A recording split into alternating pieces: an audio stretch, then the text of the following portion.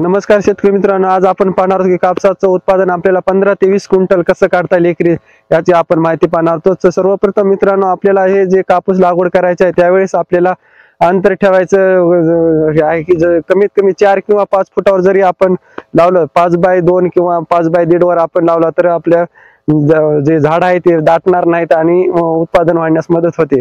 जे आपण अंतर आहे जे वाढवलं पाहिजे, आणि जर आपण 3 बाय 1 वर लावलं की काय होतं, ते झाडाचा दाटवा होतो आणि कापूस सरळच वर जातो। अर्ध्या झाडाला काहीच माल लागत नाही, वरी शेंड्याला 10-12 फोंड लागतात आणि आपल्याला उत्पादन फक्त एका बॅगला 5 ते 4-5 क्विंटल एकरी भेटतो आपल्याला उत्पन्न।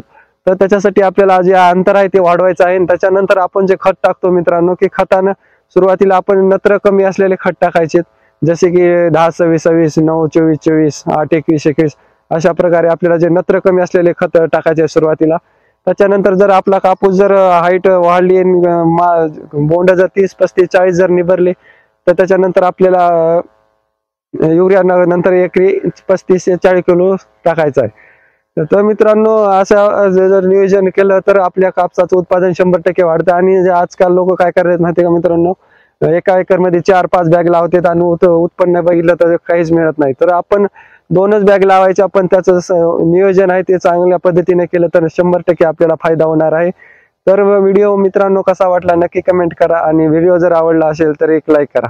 धन्यवाद।